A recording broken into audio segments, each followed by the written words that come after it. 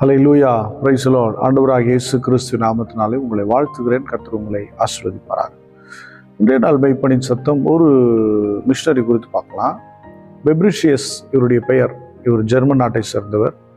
இவர் வேதாகம கல்லூரி முடித்து கர்த்தருக்குள்ள தன்னை பலப்படுத்தி கொண்டார். எபிரேய மொழியை நல்லா படித்து தேர்ச்சி அடைந்தார். எபிரேயம் மட்டும் இல்லை, தமிழ் மொழியும் நல்ல சிறப்பாக கற்று தேர்ந்தார்.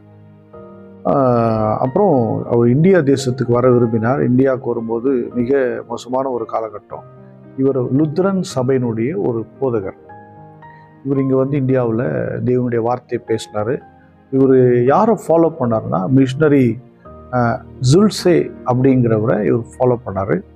அப்படியே இருந்தார். ரொம்ப டைம் பஞ்சுவாலிட்டி பார்க்கக்கூடியவர். காலத்தை ரொம்ப முக்கியமாக நினைப்பார். ரொம்ப சிக்கனமானவர், ஆடம்பரமான பெருவழி இல்லை, ரொம்ப சிக்கனமானவர்.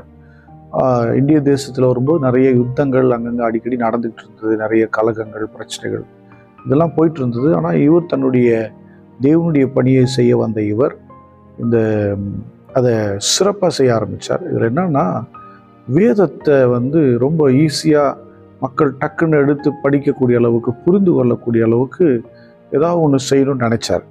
இப்படி செய்ய விரும்பும்போது 1772 வருஷத்தில் தமிழ் மொழியில் ஒத்த வாக்கிய அகராதி இவர் தான் எழுதினார்.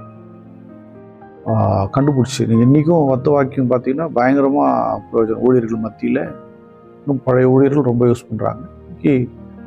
வசனத்தை பேசணும் அப்படிங்கிறவங்க ஒத்த வாக்கியத்தை கட்டாயமாக வீட்டில் வச்சுருப்பாங்க. கன்கார்டன்ஸ், இது கன்கார்டன்ஸ் வேறு ஒத்த வாக்கியம் வேறு, தனியாக ஒத்த வாக்கியம்னு ஒன்று இருக்குது. அதை வச்சுட்டு அதை உருவாக்கி கொடுத்தவரை இவர் தான். அதை வச்சு தான் இன்றைக்கி நிறைய பேர் பிரசங்கிக்க அது பிரயோஜனமாக இருக்கும். உடனே எடுக்கிறதுக்கு ரொம்ப வசதியாக இருக்கும் பாருங்கள். அதை உருவாக்குனது யாருன்னா இந்த பெப்ரிஷியஸ் தான் உருவாக்குனார்.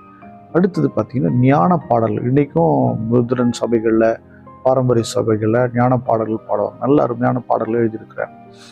இப்படிப்பட்ட மனுஷன் இங்கே ஜெர்மனில் இங்கே நிறைய பேருக்கு வீடு கட்டி கொடுத்துருக்கிறாரு, ஹாஸ்டல் கட்டி கொடுத்துருக்கிறாரு, படிப்பதற்குண்டான எல்லா வேலையும் செஞ்சு கொடுத்துருக்கிறாரு. இவருடைய நல்ல உழைப்பை பார்த்து மக்கள் இவருக்கு ஒரு பேர் வச்சாங்க, சந்நியாச குருன்னு ஒரு பேர் வச்சாங்க. பார்த்தீங்கன்னா இவருடைய ஊழியம் மிக சிறப்பாக இந்திய தேசத்தில், குறிப்பாக தென்னகத்தில், தென் மாநிலத்தில் அதாவது தமிழ்நாட்டில் மிக சிறப்பாக லுத்ரன் சபை வளர்வதற்கும் மக்கள் ரட்சிக்கப்படுவதற்கும் மிகப்பெரிய பணியாற்றினார் இந்த பெப்ரிஷியஸ். இன்னைக்கும் இருக்குதுங்க. இவர் பிறப்பு எப்போ தெரியுமா? 1711. அப்போது 1772 வெளியிட்ட ஒத்த வாக்கிய அகராதி கிட்டத்தட்ட 872, 972, கிட்டத்தட்ட 200 வருஷத்துக்கு மேலே ஆயிடுச்சு. இன்றைக்கும் அந்த ஒத்த வாக்கிய அகராதி நம்ம யூஸ் பண்ணுறோம். என்ன ஒரு பணி இல்லை, எப்படிப்பட்ட ஒரு பெரிய சிறப்பான பணி இல்லை. நம்ம எல்லாரும் ஸ்தோத்திரம் பண்ணோம். அந்த பெப்ரிஷியஸ் அவருடைய வம்சத்தாருக்காக ஸ்தோத்திரம், அவருடைய செய்த ஊழியங்களுக்காக நன்றி அப்பா. ஸ்தோத்திரம். அன்பின் பிதாவே ஸ்தோத்திரிக்கிறோம். மிகப்பெரிய சிறப்பான பணியை அவர் செய்திருக்கிறார். ஆண்டவரே, இதை போல மக்கள் இருதயத்தில் எழுதப்படக்கூடிய அருமையான செயல்களை நாங்கள் செய்து முடிக்க எங்களுக்கு கிருபை தாங்க. இப்படிப்பட்ட முன்னோடிகள் நாங்கள் பார்க்கும்போது ஆண்டவரே மனம் மகிழ்கிறது. நாங்களும் எதையாகிலும் செய்ய வேண்டும் என்று விரும்புகிறோம். பார்க்கிற பிள்ளைகளுக்குள்ளே ஒரு தூண்டுதலை உண்டாக்குவீராக. இயேசு கிறிஸ்துவின் நாமத்தால் ஜெபிக்கிறேன், ஜீவனுள்ள நல்ல பிதாவே.